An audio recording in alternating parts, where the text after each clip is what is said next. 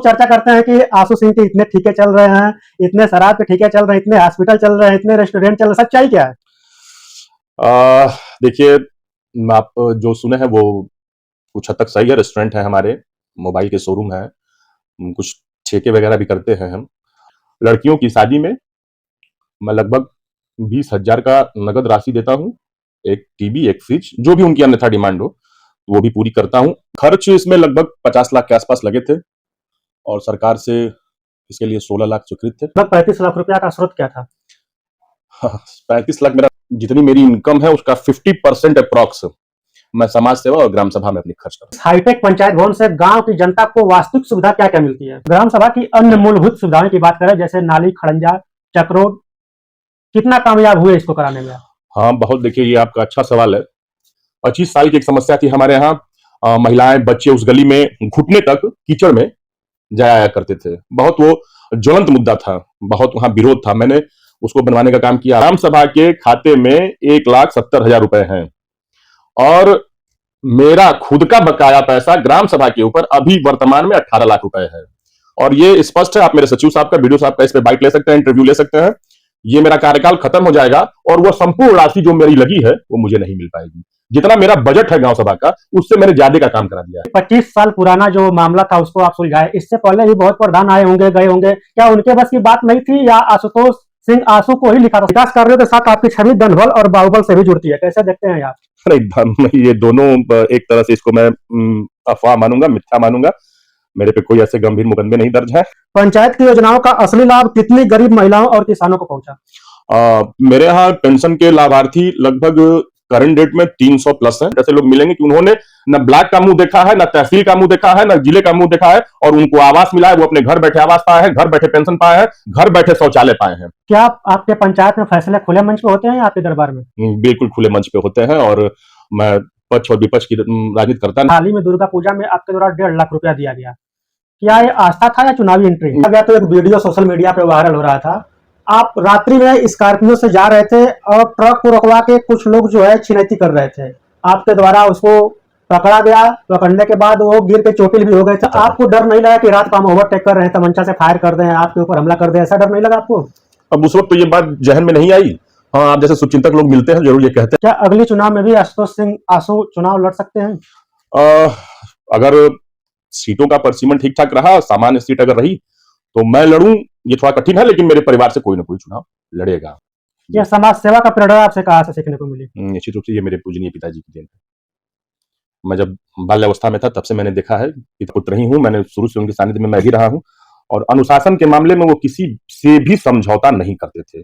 Even कि हम लोग भी बहुत पीटे गए हैं, बहुत पीटे गए, बहुत। आज मेरे साथ बातचीत करने के लिए एक खास मेहमान जुड़ चुके हैं, जो कि समाज सेवा के साथ साथ इस समय वर्तमान में अपने ग्राम सभा के प्रधान प्रतिनिधि भी हैं। और इनका दावा है कि हाईटेक पंचायत भवन जो अपने ग्राम सभा में बनवाया है इन्होंने, आखिर कितना खर्च लगा था और कैसे संभव हो पाया? पहले तो मैं आपका स्वागत करना चाहता हूं अपनी ग्राम सभा में और अपने पंचायत भवन पे। आपने अपना अमूल्य समय निकाल के और पंचायत भवन का निरीक्षण करना उचित समझा, इसके लिए आपके और आपके चैनल का धन्यवाद। खर्च इसमें लगभग 50 लाख के आसपास लगे थे और सरकार से इसके लिए 16 लाख स्वीकृत थे लगभग। कुछ और बाद में कुछ फर्नीचर वगैरह, कुछ थोड़ा बहुत पैसा मिला और बाकी सब अपने सहयोग से किया गया। बाकी लगभग 35 लाख रुपया का स्रोत क्या था? 35 लाख मेरा नहीं लगा है, मेरा कम लगा है, लेकिन फिर भी जो भी लगा है स्रोत उसका है कि मैं मूलतः एक व्यवसायी हूँ। मेरा व्यवसाय है, मेरे 2-3-4 प्रतिष्ठान हैं और मैं अपनी कमाई के अपने जितनी मेरी इनकम है उसका 50% अप्रॉक्स मैं समाज सेवा और ग्राम सभा में अपनी खर्च करता हूँ। ये दिमाग में कैसे चीज आई कि हमको इतना अच्छा पंचायत भवन बनवाना चाहिए? इसके पीछे 2 कारण हैं। पहला कारण तो मेरे पिताजी के टाइम पे ये नींव पड़ी थी इस पंचायत भवन की। उस वक़्त वो हम लोगों के बीच में थे, अब तो वो गोलोकवासी हो गए हैं। पहली चीज़ तो उनका एक सपना था कि एक अच्छा पंचायत भवन, एक ग्राम सचिवालय जहाँ पे सभी गाँव की जिन कार्यों के लिए लोगों को गाजीपुर जाना पड़ता है, करंडा ब्लॉक पे जाना पड़ता है, तहसील जाना पड़ता है। तो सरकार की भी एक ऐसी मंशा थी कि एक ऐसा सचिवालय बनाया जाए हर ग्राम सभा में कि जहाँ जो भी मूल सुविधाएँ हैं ग्राम सभा के लोगों की, किसी को कुटुंब रजिस्टर चाहिए, किसी को आय, निवास, जाति, पेंशन, शौचालय के लिए ऑनलाइन, इस तरह की सभी सुविधाओं के लिए एक सेंटर बन जाए जिससे लोगों को कहीं जाना ना पड़े। तो ये उन्हीं लोगों की सुविधाओं को देखते हुए, इस तरह तो पिताजी का एक सपना था तो उसको मैंने पूर्ण किया, और दूसरा मेरे प्रेरणा स्रोत, वर्तमान में अभिभावक, उपराज्यपाल जम्मू कश्मीर, 2014 से मैं उनके सानिध्य में रहा हूँ और उनकी कार्यशैली को मैं देखता आया हूँ और उनकी कार्यशैली को मैं अनुसरण करता आया हूँ। तो उनकी कार्यशैली की भी यही पद्धति है कि उन्होंने हमेशा जन सेवा को प्राथमिकता दी है। तो कुछ मेरी उनसे मैंने ये चीज़ें ऑब्ज़र्व की और उसी के तहत ये आपके हुआ। इस हाईटेक पंचायत भवन से गांव की जनता को वास्तविक सुविधा क्या-क्या मिलती है? गाँव की जनता को वास्तविक सुविधा मिलती है कि पहली चीज़ कि किसी प्रकार का आपको ऑनलाइन आवेदन करना हो, पेंशन के लिए, आवास के लिए, शौचालय के लिए, कुटुंब रजिस्टर नकल के लिए, आय के लिए, निवास के लिए, ये सारी सुविधाएँ यहाँ, राशन कार्ड में नाम जुड़वाना हो, नया राशन कार्ड बनवाना हो, उसके लिए सभी यहाँ पे हमारी पंचायत सहायक हैं, खुशबू, वो बैठती हैं 10 से 2-3 तक बैठती हैं 4 घंटे, और वो इन सब कार्यों को देखती हैं। और 75% वर्कलोड हमने ब्लॉक का और तहसील का अपनी ग्राम सभा का कम कर दिया है, जो हम लोग यहीं कर लेते हैं। ग्राम सभा की अन्य मूलभूत सुविधाओं की बात करें जैसे नाली, खड़ंजा, चक्रोड, कितना कामयाब हुए इसको कराने में? हाँ, बहुत, देखिए ये आपका अच्छा सवाल है। बहुत क्वेश्चन भी उठते हैं हमारे ऊपर कि बहुत से, होता क्या है देखिए कि हमारी ग्राम सभा एक बहुत बड़ी ग्राम सभा है नहीं। आने वाली यहाँ पे जो धनराशि है सरकार के द्वारा, टाइड, अनटाइड, 15वां वित्त, राज वित्त, ये सब मिला-जुला के साल भर में हमको लगता है कि 10, 15 से 20 लाख रुपए आते हैं। अब इन आप 15 से 20 लाखों के रुपए से आप पूरे गाँव का कायाकल्प हर एक गली का नहीं कर पाएँगे। लेकिन जो मुख्य मार्ग हैं, जो और जिस रोड से, जिस गली से ज़्यादा आबादी प्रभावित है, मैंने प्राथमिकता उन गलियों को पहले दिया। और मेरे यहाँ, आप एक बार पूर्व में भी मेरे यहाँ आए थे, एक मैंने 25 साल की एक समस्या थी हमारे यहाँ, महिलाएँ, बच्चे उस गली में घुटने तक कीचड़ में जाया आया करते थे। बहुत वो ज्वलंत मुद्दा था, बहुत वहाँ विरोध था। मैंने उसको बनवाने का काम किया, आपने बाइट लिया था इससे पहले भी, लगता है साल डेढ़ साल पहले आप जी। आए थे, आपने भी उसका निरीक्षण किया था और पूर्व में भी जो वहाँ की हालत थी वो आपको वहाँ के लोगों ने बताया था। तो हमने पहले उन कार्यों को प्राथमिकता दी कि पहले उनको हमने किया, उसके बाद फिर जितना हमसे बन पड़ा है, मेरे बगल का एक पुरवा है, मलहपुरवा, मेरे गाँव का, और वहाँ आप इधर 5-7 सालों में वहाँ कोई कार्य नहीं हुआ था। अभी अगर आप जाएँगे वहाँ पे, मैं आपसे रिक्वेस्ट भी करूँगा, एक बार आपको मौका मिले तो आप जाइएगा वहाँ पे।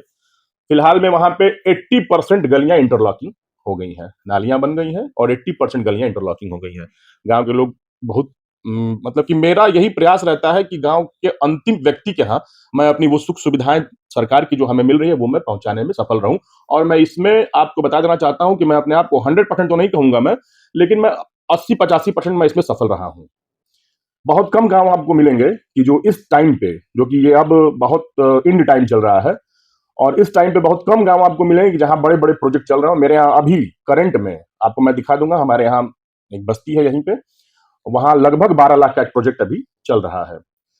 अभी ये आपको जान के आश्चर्य होगा कि मेरे ग्राम सभा के खाते में 1,70,000 रुपए हैं, और मेरा खुद का बकाया पैसा ग्राम सभा के ऊपर अभी वर्तमान में 18 लाख रुपए है। और ये स्पष्ट है, आप मेरे सचिव साहब का, बीडीओ साहब का इस पे बाइट ले सकते हैं, इंटरव्यू ले सकते हैं। ये मेरा कार्यकाल खत्म हो जाएगा और वो संपूर्ण राशि जो मेरी लगी है वो मुझे नहीं मिल पाएगी। जितना मेरा बजट है गांव सभा का, उससे मैंने ज्यादा का काम करा दिया है।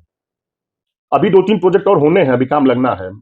तो ईश्वर की कृपा है, उन्होंने कुछ ऐसा आय का स्रोत बनाया है, मेहनत करते हैं, व्यवसाय करते हैं हम लोग, और मैंने आपसे पहले भी कहा कि उसका 50% हम गांव में अपने लोगों की जनसेवा में व्यय कर देते हैं। अभी आपके द्वारा बताया गया कि 25 साल पुराना जो मामला था उसको आप सुलझाए। इससे पहले भी बहुत प्रधान आए होंगे, गए होंगे। क्या उनके बस की बात नहीं थी या आशुतोष सिंह आशु को ही लिखा था समझाने के लिए इसको? देखिए, इसमें मैं यही कहूंगा उन लोगों के लिए कि वो विल पावर जिसे कहते हैं, आत्मविश्वास की कमी थी उन लोगों में। और बहुत लोग कंट्रोवर्शियल चीज़ों में पड़ना नहीं चाहते हैं कि फलां व्यक्ति मैं बनाऊँगा तो नाराज़ हो जाएगा, वो रोक रहा है इनको। और मैंने इन सब चीज़ों को साइड में रखा। कौन नाराज़ होगा, कौन खुश होगा, उससे मुझे कोई मतलब नहीं है। मेरी प्राथमिकता है गाँव की जो मूल सुविधाएँ हैं, जिससे मेरे गाँव के वासी वंचित हैं, उनको वो मिलना चाहिए। नाराज़-खुश के चक्कर में मैं बहुत पड़ता नहीं हूँ। विकास कार्यों के साथ आपकी छवि धनबल और बाहुबल से भी जुड़ती है। कैसे देखते हैं आप? नहीं, ये दोनों एक तरह से इसको मैं अफ़वाह मानूँगा, मिथ्या मानूँगा। मेरे पे कोई ऐसे गंभीर मुकदमे नहीं दर्ज हैं। 2-3 हैं, वो सभी राजनीति से प्रेरित हैं और धन बल तो ऐसा कुछ है नहीं। अब आप कह रहे हैं पता नहीं किस लोगों में सोर्स से चर्चा है। हो सकती है, वो चर्चा होना लाज़मी है क्योंकि थोड़ा-सा मैं बता रहा हूँ ना कि मेरी जो आय है, मैं उसका 50% व्यय कर देता हूँ जनसेवा में। तो ये लोगों में एक मैसेज गया है कि इनके पास पैसा बहुत है, पैसा बहुत नहीं है, पैसा बहुत नहीं है। पैसा उतना ही है जिससे मेरा जीवन यापन हो जाता है और लोगों की मैं समस्याओं को समाधान कर लेता हूँ। बहुत पैसा नहीं है लेकिन हाँ, ठीक है, अब लोग ऐसा समझते हैं तो बहुत किसी को समझाने की आवश्यकता नहीं है, जो कह रहा है सबका स्वीकार है सब बातें। अपने पंचायत में कई ऐसे विवादित मामले आपने सुलझाने का काम किया है। कई ऐसे मामला भी होगा जो आपके समर्थकों के साथ जुड़ा होगा? हाँ, बिल्कुल, मेरे समर्थकों से जुड़ा हुआ था कुछ मामला जिससे मैंने आपसे पहले भी कहा कि मैं काम करते वक़्त ये नहीं देखता हूँ कि पक्ष कौन है, विपक्ष कौन है। मेरे अंदर समर्थक मेरे हैं तो भी अच्छे हैं, मेरे जो मुझे वोट नहीं देता है आप पता कर लीजिएगा, मैं कभी भी पक्ष-विपक्ष की राजनीति में विश्वास नहीं करता। मुझे जो दिखा सही चीज़ मैं वो करूँगा। इसके लिए मेरे समर्थक नाराज़ हो जाएँ, चाहे कोई नाराज़ हो जाए। मैं इससे बिल्कुल बेपरवाह रहता हूँ। पंचायत की योजनाओं का असली लाभ कितनी गरीब महिलाओं और किसानों को पहुँचा? मेरे यहाँ पेंशन के लाभार्थी लगभग करंट डेट में 300 प्लस हैं, 300 से ऊपर ही हैं, 400 के आसपास हैं। ये वृद्धा पेंशन, आय पेंशन, विकलांग पेंशन सभी का डेटा है ये, 400-500 के आसपास हैं ये, सबका जोड़ दिया जाएगा तो। और उसमें से 200 के आसपास के पेंशन मैंने इसी सचिवालय से यहीं ऑनलाइन करा के और यहीं बनवाया है। मेरे यहाँ आप अगर जो पेंशन पा रहे हैं, जिन लोगों से आप कभी घूमिएगा, तो कुछ ऐसे गाँव वहीं राजनीति से कुछ लोग प्रभावित होते हैं, वो कुछ भी कह लेंगे, मेरा उस पे कोई टच नहीं है, कोई प्रतिक्रिया नहीं है। लेकिन आपको 80% ऐसे लोग मिलेंगे कि उन्होंने ना ब्लॉक का मुँह देखा है, ना तहसील का मुँह देखा है, ना जिले का मुँह देखा है और उनको आवास मिला है, वो अपने घर बैठे आवास पाए हैं, घर बैठे पेंशन पाए हैं, घर बैठे शौचालय पाए हैं।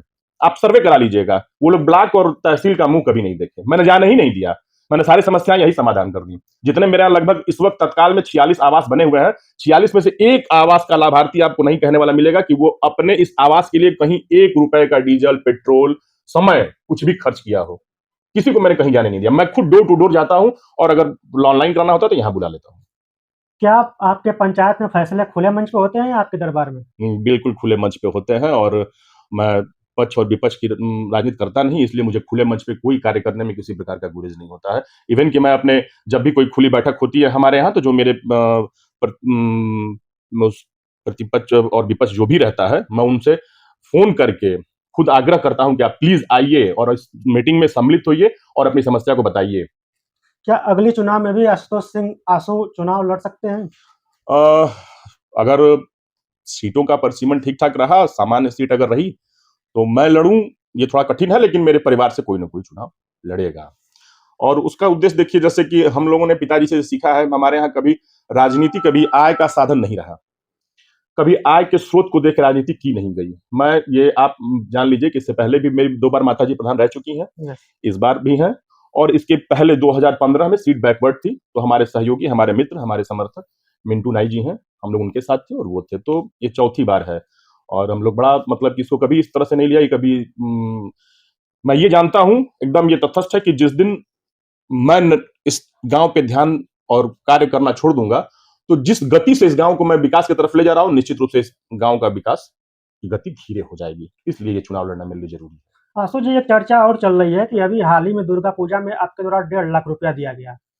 क्या ये आस्था था या चुनावी एंट्री? नहीं मैं आपको थोड़ा संशोधन करता हूँ, दुर्गा पूजा नहीं था, वो रामलीला का हमारे यहाँ रामलीला का आयोजन होता है हर वर्ष और बहुत अच्छा आयोजन लड़के करते हैं। उस रामलीला कमेटी के अध्यक्ष इधर 2-3 वर्षों से गणेश सिंह जी हैं, वो उन्हीं के देख-रेख में होता है। हमसे उन लोगों ने शुरू से जो सहयोग माँगा, मैंने कभी डायरी पे मैं कभी अपने खर्चे लिखता नहीं हूँ। मैं इसलिए बता नहीं सकता कि एग्ज़ैक्ट कितनी धनराशि वो रही होगी, लेकिन जब-जब हमसे उन लोगों ने जो सहयोग माँगा, मैंने वो सहयोग किया। एक आपको इसमें और थोड़ा-सा क्लियर करना चाहता हूँ। अभी वहाँ पे आप अगर रामलीला मंच पे जाएँगे, तो मेरा रामलीला मंच जो है वो अधूरा था। कुछ उसके भाग जो थे वो ढाले नहीं गए थे, वो ओपन था और एक अशोक वाटिका का चबूतरा था।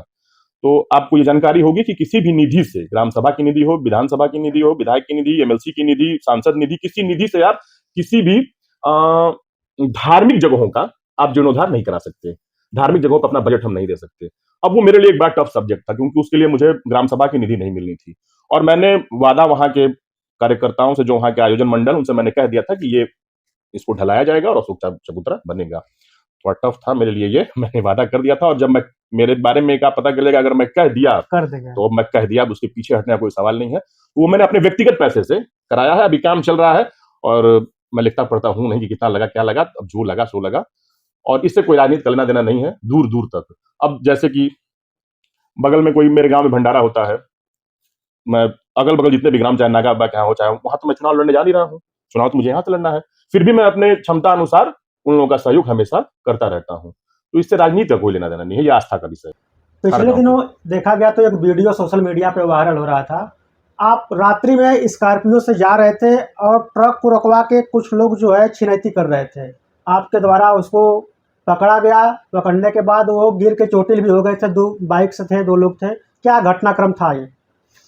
ऐसा है कि मैं अक्सर रात में गाजीपुर जाता हूँ काम से, चूंकि मेरे अधिकांशतः व्यवसाय गाजीपुर जनपद में ही है। तो जब मैं जिले पे जाता हूँ तो रात में कभी लौटता हूँ, या तो रुक जाता हूँ घर पे, गाजीपुर भी आवास है अपना, या फिर देर रात को लौटता हूँ। तो संजोग था, तारीख तो मुझे अभी एग्जैक्ट याद नहीं है, मैं लौट रहा था कुछ काम करके, लगभग 9:30 या 10 का टाइम रहा होगा। मैं बड़सरा, मेरे यहाँ एक बाजार है, उससे थोड़ा सा आगे बढ़ता हूँ तो 20-25 लोगों की भीड़ रहती है। हाथ दे के मुझे लोग रोकते हैं, 1-2 ट्रकें खड़ी रहती हैं वहाँ पे। वो लोग हमसे कहते हैं कि भैया अभी भाई साहब हैं, ये इनके साथ लूट हो गई है, इनका मोबाइल और पैसा कुछ लोग छीन लिए हैं। तो हमने कहा कि भाई आप 112 नंबर को फ़ोन करिए। तो उन लोगों ने कहा कि हमने 112 नंबर फ़ोन कर दिया है, लेकिन अगर आप कोशिश करेंगे तो वो थोड़ी दूर गए होंगे, आप अगर चाहेंगे तो वो पकड़ लिए जाएंगे। तो मैंने जो पीड़ित व्यक्ति थे उनको लिया, और 1-2 लोग और ग्राम सभा के उनके थे उनको लिया, बैठाया गाड़ी में, और हमने कहा देख लेते हैं। अब इत्तेफाकन 2-3 किलोमीटर का सफ़र मैं तय किया होगा, उसी बीच वो दिख गए। पीड़ित व्यक्ति ने पहचान लिया कि यही गाड़ियाँ थी, 2 गाड़ी थी। कौन कौन सी गाड़ी थी? एक तो पल्सर थी ब्लैक कलर की, और एक कोई नई गाड़ी थी, अभी लॉन्च हुई है, बजाज की ही वो भी थी हमें लग रहा है, या बुलेट की थी संभवतः, मुझे इतना याद नहीं आ रहा है। तो मैंने उन लोगों को रोकने का प्रयास किया हाथ देके, वो रुके नहीं, वो अपनी गति और बढ़ा दिए, भागे लोग। संजोग से धर्मपुर चट्टी पे एक टर्न है, वहाँ उनकी गाड़ी अनबैलेंस हो गई, और एक गाड़ी तो भाग गई, एक गाड़ी वहीं पे बैजू यादव की एक मिठाई की दुकान है, उसी दुकान में वो लोग घुस गए। वहां से उस गाड़ी पे 3 लोग थे, 2 तो भाग गए, एक को चोट लग गई एक्सीडेंट की वजह से, तो वो वहीं था। हमने बाकायदा उसको बैठा के वीडियो भी बनाया, और उसने स्वीकार भी किया कि इस घटना में कौन कौन लोग सम्मिलित थे। अब उसके बाद मैंने एसओ महोदय को सूचना दे दी कि भाई ऐसी ऐसी बात है। करंडा एसओ महोदय के हमने सूचना दी। मौके पे चौकी इंचार्ज महोदय अपने मैं दल बल के साथ आ भी गए थे 15 मिनट के अंदर ही, और उसको चोट लगी थी, उसको भेज दिया गया ट्रीटमेंट कराने के लिए। अभी तक उस पर कुछ कार्रवाई हुई नहीं है। एक्चुअली वो जो पीड़ित व्यक्ति था उसने तहरीर नहीं दिया थाने पे। क्यों? हमें उनकी क्या समस्या रही होगी, क्योंकि देखिए सामान्यतः व्यक्ति जो सामान्य पुरुष है वो जल्दी किसी गुंडे माफियाओं से, चोर उचक्कों से उलझना नहीं चाहता। आपको डर नहीं लगा कि रात को हम ओवरटेक कर रहे हैं, तमंचा से फायर कर दें, आपके ऊपर हमला कर दें, ऐसा डर नहीं लगा आपको? अब उस वक्त तो ये बात जहन में नहीं आई। हाँ, आप जैसे शुभचिंतक लोग मिलते हैं जरूर ये कहते हैं कि आपको भय नहीं आया, तो वो तो इस वक्त जहन में ये बात आई ही नहीं कि ये क्या कर देंगे क्या नहीं कर देंगे। मैं तो बस मेरे दिमाग में ये था कि भाई इस गरीब व्यक्ति का इन लोगों ने पैसा छीना है, तो ये चोर उचक्के हैं, इनको पकड़ना चाहिए और इनका पैसा दिलवाना चाहिए। पैसा वो मिला भी नहीं उसको। और ट्रक वाला कहाँ का था वो? ये भी पता नहीं है मुझे, सच्चाई में बताना चाहता हूँ, पता नहीं है मुझे। अब रोड पे 20-25 लोग, सुकनी चूंकि मेरे बगल का गांव है, वहीं के लोग थे लोकल, उन्हीं लोगों के सामने लूट हुई थी, तो उन लोगों के कहने पे मैं आ गया था। अब एसओ महोदय से बात हुई हमारी इस मामले पे, तो उन्होंने कहा कि अभी तहरीर नहीं मिली है। तो मैंने उनसे कहा कि आप स्वतः संज्ञान लेके भी इस पे कार्रवाई कर सकते हैं, लेकिन उन्होंने अभी कुछ किया नहीं है उसमें। मैंने उच्च अधिकारियों के संज्ञान में ये मामला डाल दिया है, और अपने पार्टी के वरिष्ठ नेताओं के संज्ञान में मामला डाल दिया है। अब जैसा जो उचित होगा वो निर्णय लेंगे। अब इस विषय पर आपको एक बार उनसे भी बाइट लेनी चाहिए कि उसमें क्या हुआ एसओ महोदय से। यह समाज सेवा का प्रेरणा आपसे कहाँ से सीखने को मिली? निश्चित रूप से ये मेरे पूजनीय पिताजी की देन है। मैं जब बाल्यावस्था में था तब से मैंने देखा है, पिताजी मेरे शुरू से ही लोगों के दुख सुख में बहुत बढ़ चढ़ के हिस्सा लेते थे, और वो गरीबों के दुख को दुख समझते थे, और उन्हीं से मैंने ये सीखा है बचपन से ही। आशु जी, एक समय था आपके पिताजी, आप तो दुनिया में नहीं रहे, स्वर्गीय विनोद कुमार सिंह जी आदरणीय हम लोग के मास्टर साहब भी थे, हमको भी पढ़ाए थे इंटर कॉलेज करंडा में। जी, जी। और वहाँ पे स्थिति ये थी कि जितने बच्चे वहाँ के प्रिंसिपल गोपाल सिंह शायद अभी हैं कि नहीं हैं, उनसे नहीं डरते थे उतना पिताजी विनोद से कुमार भय साहब से खाते डरते थे। ये बिल्कुल सही है। मैं भी उसमें 2 साल अध्ययन किया हूँ उनके सानिध्य में। गोपाल चाचा इस वक्त सेवानिवृत्त हो गए हैं। अभी वहाँ पे प्राचार्य भानु सिंह चाचा हैं, वो भी हमारे चाचा ही लगते हैं, एक ही कैंपस में हम लोग का मकान है। और हाँ, ये आप कह रहे हैं, तो मेरे पिताजी बहुत अनुशासित व्यक्ति थे।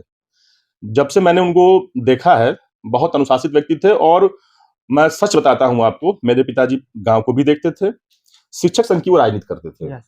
शिक्षकों के हित के लिए उन्होंने बहुत लड़ाइयां लड़ी कोई हैं। पद भी था उनको? जी, वो अभी तक के जो मेरी जानकारी है इतिहास में, शर्मा गुट का 8 वर्ष लगातार जिला अध्यक्ष कोई नहीं रहा है। नहीं। मेरे पिताजी उसमें 1 बार चुनाव लड़के और 7 बार निर्विरोध चुनाव रहे, अध्यक्ष रहे वो। तो वो बहुत अनुशासित व्यक्ति थे और मैं ये सोचता हूँ कि पिताजी की जगह पे छोटे भाई को मेरे वहाँ पे नियुक्ति हुई है। अब वो शिक्षक का कार्य देख रहे हैं, ग्राम सभा का कार्य मैं देख रहा हूँ। जो थोड़े बहुत व्यवसाय थे पिताजी के वो भी मैं देखता हूँ। लेकिन हम दोनों भाई मिल के भी जितना कार्य वो अकेले कर लिया करते थे, हम दोनों भाई मिल के उसका आधा नहीं कर पाते हैं। हम लोग जब पढ़ते थे 2013-14 की मैं घटना आपको बता रहा हूँ। कोई एक्सपायर कर गया था विद्यालय में जी, और वहाँ पे प्राचार्य जो प्रधानाचार्य थे गोपाल सिंह थे, हम लोग से यही कहे कि 2 मिनट के लिए मौन रखिए। जी। तब तक 1 मिनट बाद उन्होंने 1 मिनट का 30-40 सेकंड बाद ज़ाहिर-सी बात है कोई भी आँख खोल देता है, हाँ, आँख खोल हाँ, दिए हाँ, हाँ, हो और जाता है। बच्चे वहाँ पे हँस दिए। जी, जी, वो बच्चे को डाँटने लगे। जी। तब तक विनोद माट साहब थे, विनोद माट साहब कहे कि क्यों आप हुँ, डाँट रहे हैं? आप हुँ, तो कहे थे 2 मिनट, हुँ, आप 40 सेकंड मतलब इतने हम देखें कि पाबंद थे समय के साथ-साथ हुँ। हर एक चीज़ का, कि उसके हिसाब से कुछ जितना भी कहिए वो कम पड़ेगा। नहीं, पिताजी की और ये बात बिल्कुल सही है। आप लोग तो उनके अध्ययन किया है उनके सानिध्य में रह के, और मैं तो उनका पुत्र ही हूँ। मैंने शुरू से उनके सानिध्य में मैं भी रहा हूँ और अनुशासन के मामले में वो किसी से भी समझौता नहीं करते थे। इवन कि हम लोग भी बहुत पीटे गए हैं, मार बहुत खाए। पीटे गए हैं, बहुत पीटे गए हैं, बहुत पिटाई, और सबसे ज़्यादा इस घर परिवार में पिटाई मेरी हुई है। सबसे कम एजुकेटेड मैं, पोस्ट ग्रेजुएट हूँ मैं, लेकिन सबसे कम एजुकेटेड अपने पूरी फैमिली में, जो मेरे पूरी फैमिली है, 4 पिताजी के 4 भाइयों की सबसे कम एजुकेटेड मैं ही हूँ। मुझसे सभी लोग हमारे यहाँ एमबीबीएस एमडी हैं, सर्जन हैं, कार्डियोलॉजिस्ट सर्जन हैं। मेरा एक भाई अमेरिका में सेटल्ड है, वो रॉकेट साइंस, जो कि सबसे यस। टफ सब्जेक्ट कहा जाता है, रॉकेट साइंस से पीएचडी करके वहाँ पे वो साइंटिस्ट है। तो सबसे मतलब कि आप नाकारा कह सकते हैं अपने परिवार का मैं ही हूँ। नहीं, जी। नकारा तो मैं नहीं कह सकता हूँ, इतना आप कुछ सँभाल रहे हैं। बहुत लोग चर्चा करते हैं कि आशू सिंह के इतने ठेके चल रहे हैं, इतने शराब के ठेके चल रहे हैं, इतने हॉस्पिटल चल रहे हैं, इतने रेस्टोरेंट चल रहे हैं, सच्चाई क्या है? अ, देखिए, आप जो सुने हैं वो कुछ हद तक सही है। रेस्टोरेंट है हमारे, मोबाइल के शोरूम हैं, कुछ ठेके वगैरह भी करते हैं हम। चूँकि शौक ऐसा है कि बिना वो अर्थ मजबूत किए तो वो शौक पूरे होंगे नहीं। और वो शौक कोई ऐसा नहीं है कि कोई मुझे बंगला बनाना है, कोई मुझे हेलीकॉप्टर खरीदना है, ऐसा कोई शौक नहीं है। शौक मेरा है, मेरे से जुड़े हुए लोग, मेरे पे आश्रित लोग कभी किसी कष्ट में न रहें। लमसम मैं आपको बता रहा हूँ कि 100 सवा 100 लोगों की अपने यहाँ, अपने गाँव की अभी मैं बात कर रहा हूँ, अन्य गाँव की नहीं। लड़कियों की शादी में मैं लगभग 20,000 का नगद राशि देता हूँ। एक टीवी, एक फ्रिज, जो भी उनकी अन्यथा डिमांड हो, वो भी पूरी करता हूँ। वो उस लायक रहते हैं तो, जैसे माँगने वाले तो आप जानते ही हैं, यस लेकिन सर। वो जो नीडेड पर्सन है, जो ज़रूरतमंद लोग हैं, उनकी मैं मदद करने में बिल्कुल पीछे नहीं हटता हूँ और यही मेरा शौक है और इसी शौक को पूरा करने के लिए मैं अपने व्यवसाय को प्राथमिकता देता हूँ।